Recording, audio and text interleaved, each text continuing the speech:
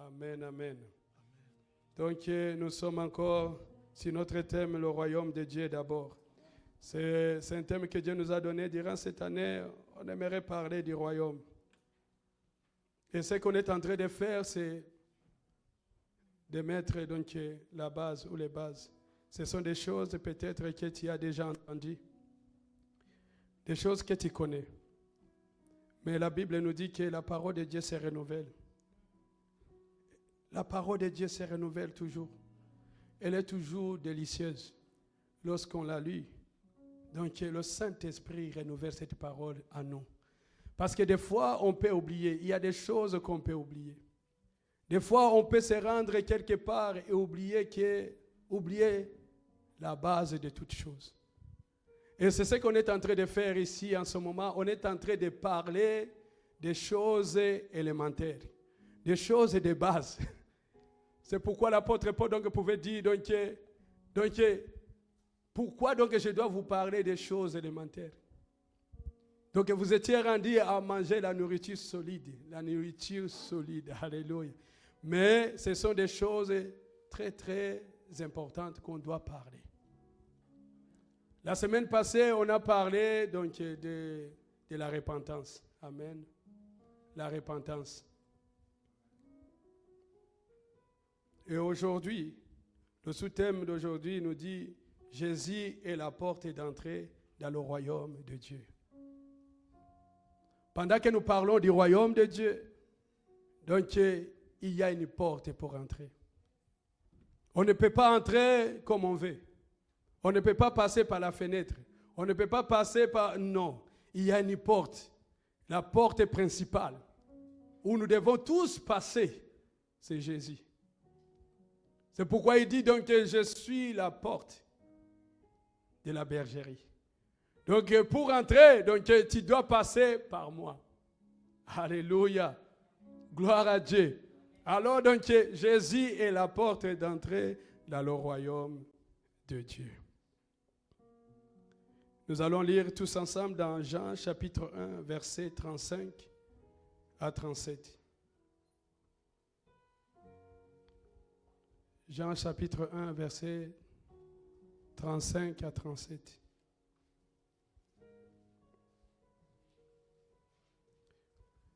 Il est écrit, le lendemain, Jésus était encore là. Non, Jean était encore là, avec deux de ses disciples.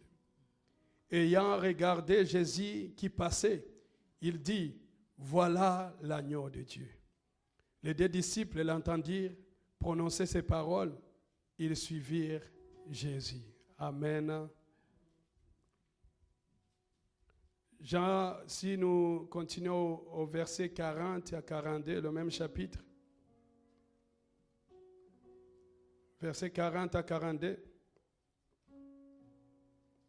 Ça nous dit, André, frère de Simon-Pierre, était l'un des deux qui avait entendu les paroles des gens et qui avait suivi Jésus. Ce fut lui qui racontera le premier son frère Simon.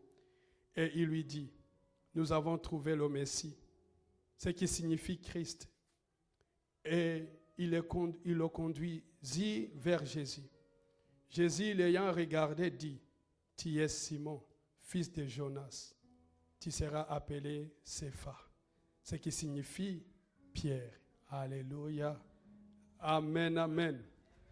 La repentance. On a dit que la repentance nous amène toujours vers Jésus. Amen. Gloire à Dieu.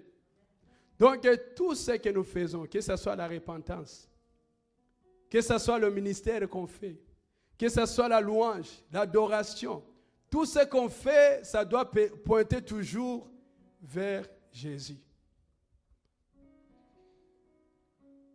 Lorsqu'on évangélise, ça doit pointer toujours vers Jésus. Tout ce qu'on fait, ce n'est pas vers nous, mais ça doit tourner vers Jésus. Alléluia. Parce que nous devons montrer au monde la porte qui est Jésus. Tu as besoin du salut, c'est Jésus. La porte est là. Ici, la Bible nous dit, Jean-Baptiste dit à ses disciples, il a dit, voilà l'agneau de Dieu. Et ce que j'aime de ces disciples, les disciples de Jean n'ont pas dit, nous allons rester avec toi. Mais ils ont dit, donc nous allons aller. Ils ont laissé Jean-Baptiste, ils sont partis vers Jésus. Alléluia. Gloire à Dieu. Et Jean-Baptiste ne s'est pas fâché. Il ne s'était pas fâché. Il savait que lui, il était là seulement donc pour amener le peuple dans la repentance. Il était là donc pour le montrer, voilà donc celui que vous devez suivre. Il était là pour le dire donc que vous voulez entrer dans le royaume de Dieu. C'est lui, c'est par lui que vous pouvez entrer. Alléluia. Et ils ont suivi Jésus.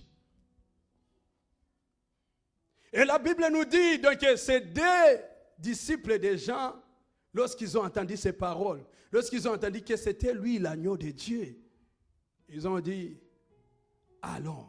Ils sont allés voir Simon. Ils ont dit, Simon, nous avons trouvé le Messie.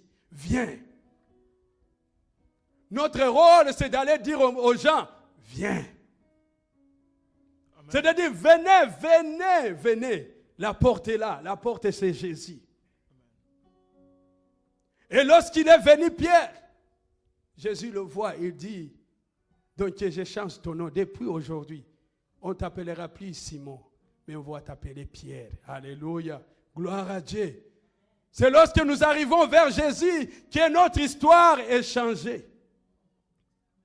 Tout commence par là. Tout commence par la porte. Lorsque tu arrives à la porte et que tu rencontres la porte qui est Jésus, c'est lui qui t'introduit dans le royaume. Donc ce n'est pas possible d'entrer sans passer par Jésus. Ah. Dans Jean chapitre 3, versets 1 à 6. Jean 3, 1 à 6. Nous voyons cet homme qui vient voir Jésus. Il vient voir Jésus. Il a vu des miracles. Il a vu Jésus faire des choses. Et il dit donc que je vais aller le voir. Et cet homme s'appelle Nicodème. Alléluia. Nous allons lire ensemble. Il est écrit, mais il eut un homme d'entre les pharisiens, nommé Nicodème, un chef des Juifs, qui vint lui après Jésus, de nuit, et lui dit, Rabbi, nous savons que tu es un docteur venu de Dieu, car personne ne peut faire ces miracles que tu fais, si Dieu n'est pas né avec lui. Jésus lui répondit, en vérité, je te le dis, si un homme n'est né de nouveau, il ne peut voir le royaume de Dieu. Nicodème lui dit, comment un homme peut-il naître quand il est vieux? Peut-il rentrer dans le sein de sa mère et naître? Jésus répondit, en vérité, je te le dis, si un homme n'est né d'eau et d'esprit, il ne peut entrer dans le royaume de Dieu. Ce qui est né de la chair est chair, et ce qui est né de l'esprit est esprit. Amen. Gloire à Dieu. Un docteur de la loi. Il dit donc que nous avons constaté. On a eu le temps de s'asseoir et de regarder, d'examiner ce que tu fais. On a regardé le miracle que tu as opéré. On a dit, cet homme est de Dieu. Alléluia. Et Nicodème donc quitte son groupe. Il s'est dit, je vais aller de nuit, qu'on ne me voie pas. Il est parti en cachette. Il ne voulait pas que ses amis puissent le voir. Il ne voulait pas que ses amis puissent le remarquer. Mais lui, il a été touché dans son cœur. Lorsqu'il a vu Jésus, tout ce qu'il faisait, il a eu une révélation à l'intérieur de lui. Il a dit, moi, je vais aller le voir. Et Nicodème est parti de nuit pour voir Jésus. C'est que j'aime. Donc, je me demande, mais pourquoi Jésus est sauté directement à la nouvelle naissance. Nicodème vient lui dire, écoute, nous, avec notre conseil, on a regardé. Moi, je pense que Nicodème voulait les recruter dans le groupe. Il voulait comme lui dire, donc on a examiné, on t'a regardé, on dirait que toi, tu peux faire partie de nous. Mais Jésus lui dit directement, il lui dit, il faut naître de nouveau. Il dit, mon ami, donc il ne s'agit pas de ça. Ce qui est important, c'est de naître de nouveau. Ce qui est important, c'est d'entrer dans le royaume de Dieu. C'est beau les miracles. Tous les miracles que vous avez vus, tous ces miracles-là, c'était pour vous amener vers la porte. Alléluia. Tout ce que Dieu fait, c'est pour nous amener vers la porte d'entrer dans le royaume de Dieu. Et Nicodème, donc, arrive, il vient vers Jésus. Il vient vers Jésus. Et Jésus lui dit, il faut naître de nouveau. Et Nicodème ne comprenait pas. Il ne comprenait pas. Alléluia. Ce sont des choses spirituelles. Pour que tu puisses comprendre les choses spirituelles, il faut que tu sois toi-même spirituel. C'est un esprit qu'on peut comprendre. C'est pourquoi il est très important de naître de nouveau, de rentrer dans ce royaume-là. Parce que si tu n'es pas né de nouveau, même si tu es dans ce royaume, tu ne peux pas comprendre les choses du royaume. Amen. Alléluia. Gloire à Dieu. Donc Nicodème enseignait la loi, il enseignait la parole de Dieu, il était le docteur. Mais il ne comprenait pas. Il ne pouvait pas saisir les choses du royaume. Et Jésus lui dit, mon ami, tu veux voir le royaume? Il faut naître de nouveau. Il faut naître de nouveau. Et il dit, donc, ce qui est né de la chair est chair, et ce qui est né de l'esprit est esprit. Alléluia. Gloire à Dieu. Nous devons naître d'esprit. On doit naître d'esprit. On doit naître d'esprit. Alléluia. Pour entrer dans ce royaume-là, il faut accepter de naître de nouveau. Il faut accepter de naître de nouveau, mes bien-aimés.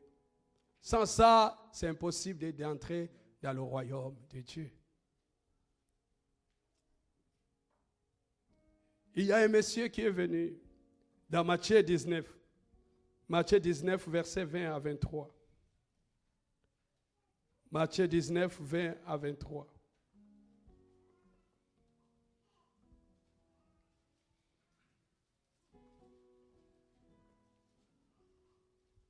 Est-ce que nous sommes là?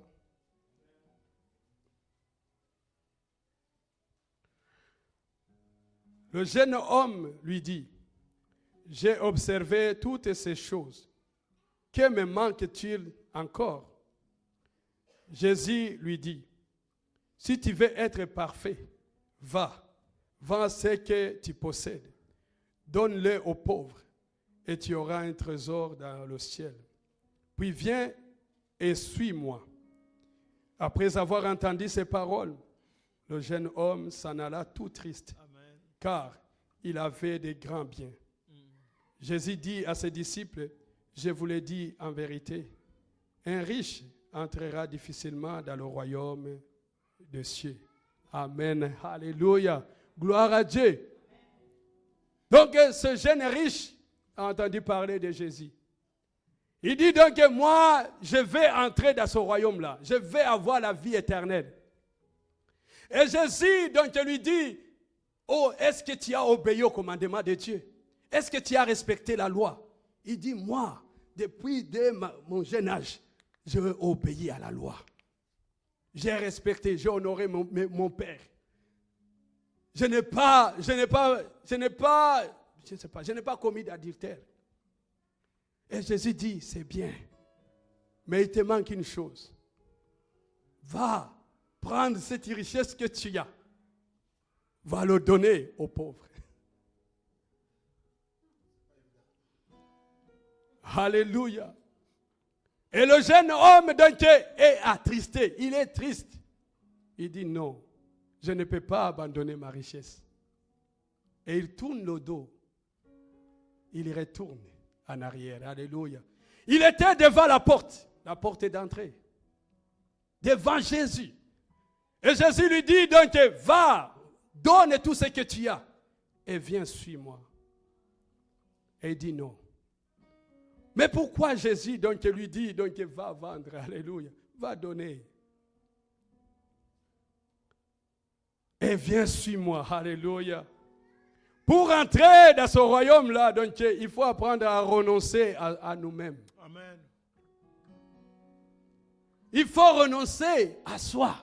Sans le renoncement, ce n'est pas possible. Parce que lorsque tu vas entrer dans ce royaume-là, donc il est roi, il est seigneur, alléluia. Amen. C'est lui qui commande. Donc ça veut dire que tu ne possèdes rien. Alléluia. Est-ce que vous me comprenez? Il lui dit, parce que lorsque tu vas entrer, je te demanderai, ta richesse n'est pas à toi, ça m'appartient. Parce que je suis roi.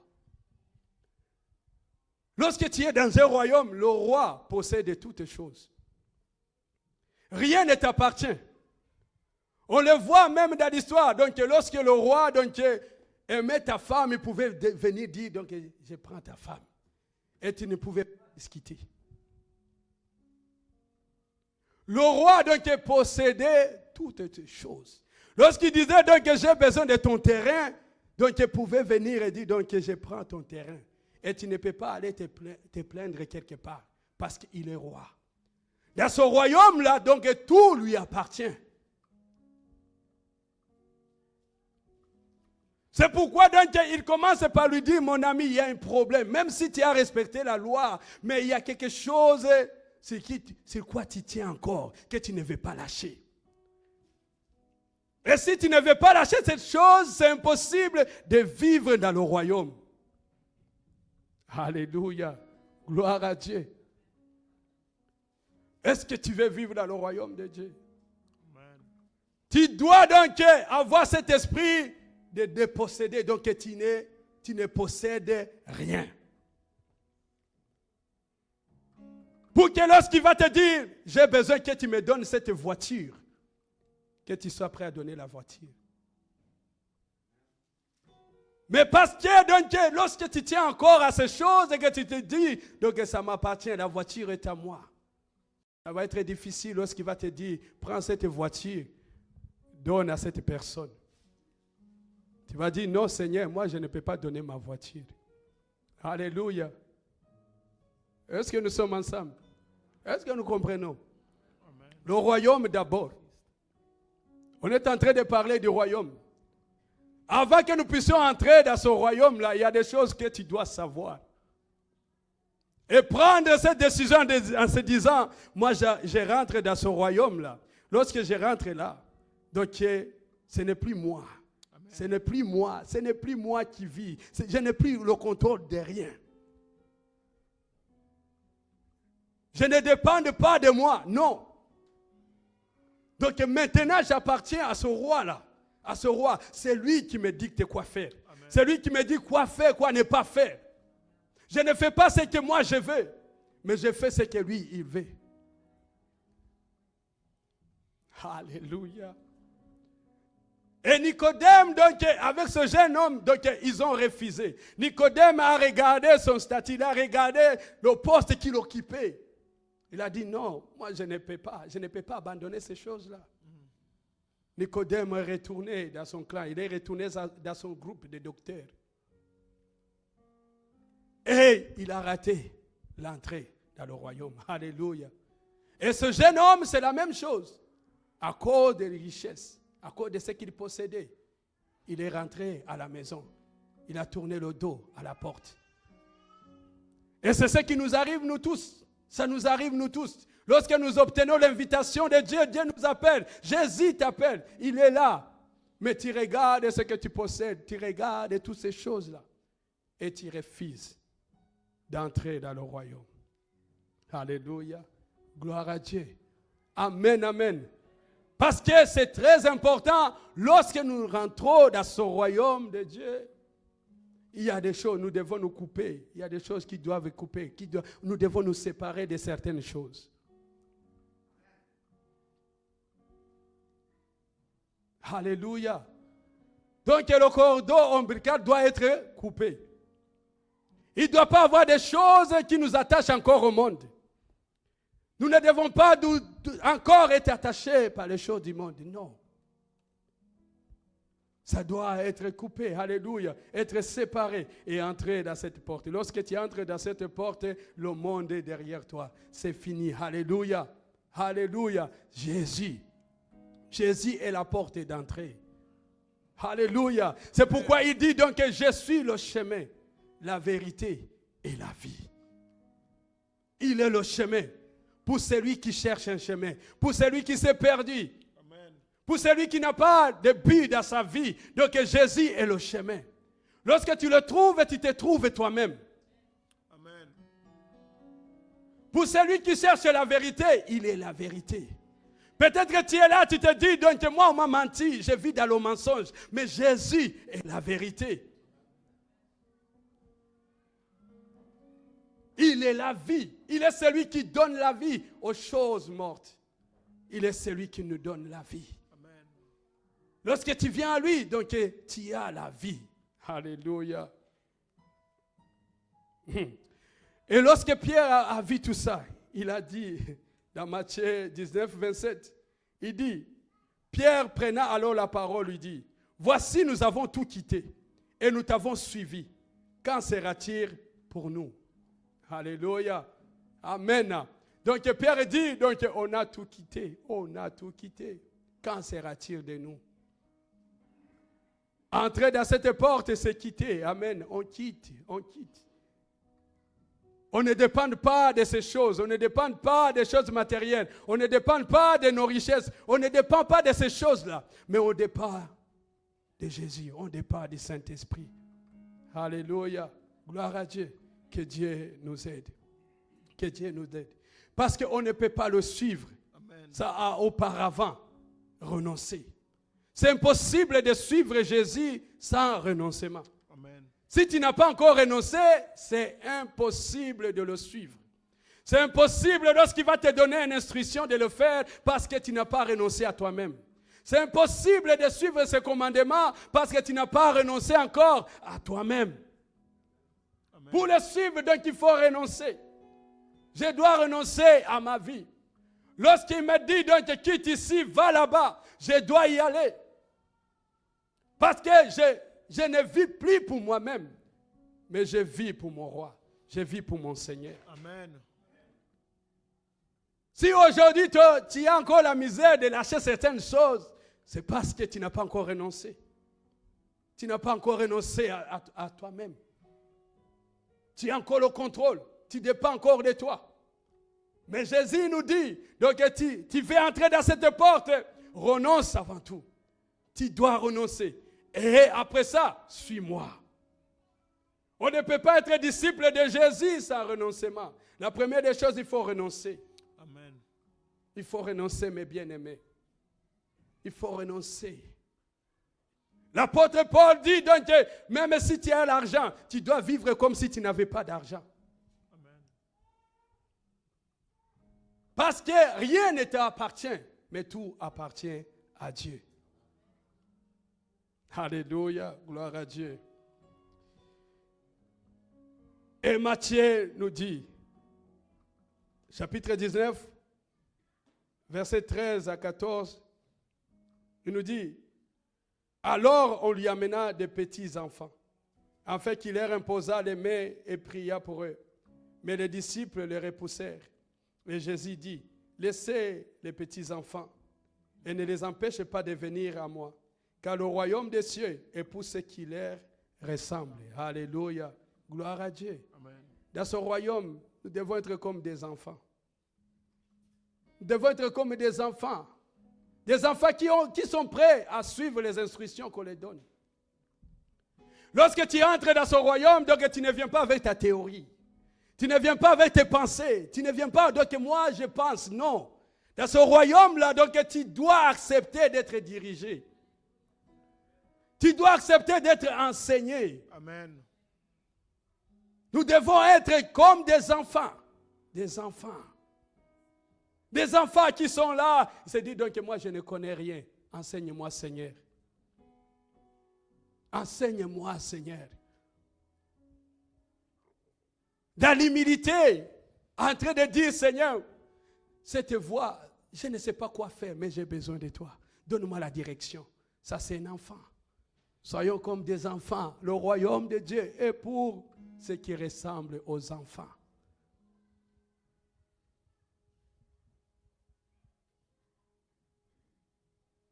Et Matthieu 18, versets 1 à 3 nous dit,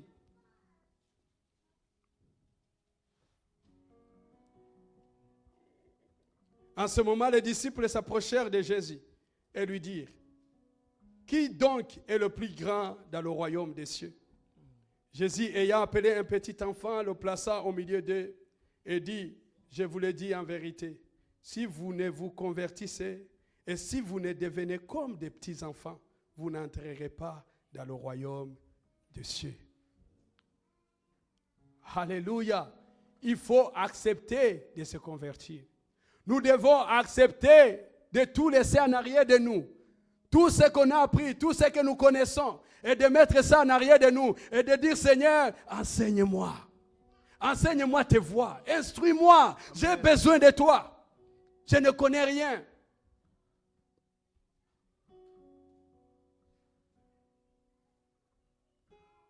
Parce que lorsque tu vas entrer dans ce royaume, ça va être très difficile à suivre les instructions qu'on va nous donner. Parce que dans ce royaume-là, ce n'est pas comme dans le monde. Dans ce royaume, on ne vit pas comme dans le monde. Il y a des choses qu'on fait dans le monde que lorsque nous sommes dans le royaume de Dieu, qu'on ne fait pas. Alors donc, mais pour qu'on puisse vivre, profiter du royaume, nous devons être comme des enfants. Amen. Des enfants qui sont prêts à être enseignés. Des enfants qui sont prêts à être corrigés. On corrige les enfants, on les enseigne. Mais si toi, donc, tu veux être dans le royaume de Dieu et que tu ne veux pas être corrigé, il y a un problème. Il nous dit donc que nous devons être comme des enfants. Demeurons des enfants, mes bien-aimés. Amen. Demeurons des enfants. Ayons cette attitude d'enfance. Et ne pas se rendre à un point où tu dis, moi je connais tout. On ne connaît pas. On découvre toujours. On continue à apprendre toujours. Amen. On continue toujours à apprendre jusqu'à ce que Jésus va revenir. Nous serons toujours en train d'apprendre. Il y a des choses que tu ne connais pas et que tu as besoin de découvrir encore. Ce que tu connais, c'est petit, c'est rien. C'est pourquoi la Bible nous dit que la connaissance que nous avons est minime. Ce sont des petites choses que Dieu nous donne, des flashs qu'il nous donne. Mais on ne doit pas dire que donc moi je connais. Non. Nous devons toujours être prêts à apprendre. Amen. Être prêts à accepter qu'on puisse nous enseigner, qu'on puisse nous corriger. C'est à ce moment-là où nous allons profiter Amen. Du royaume de Dieu. Alléluia. Amen. Est-ce que tu es prêt à naître de nouveau? Amen. La nouvelle naissance. Sans ça, on ne peut pas entrer. Et pour entrer, donc, on doit renoncer à nous-mêmes. On doit accepter d'être comme des enfants et que nous puissions être enseignés. Et à ce moment-là, donc, nous allons le suivre. Amen. Gloire à Dieu. Nous allons prier. Tu vas prier pour toi-même. Je viens à toi dans le secret, dans ta présence. Je veux rester, tu seras toujours là.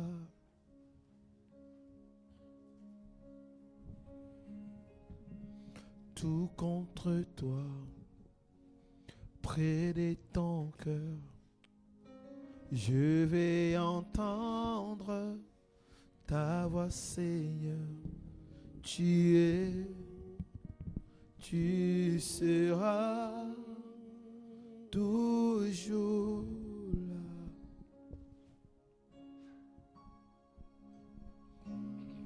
Oui, je viens à toi dans le secret, dans ta présence. Je veux rester. Tu es, tu seras.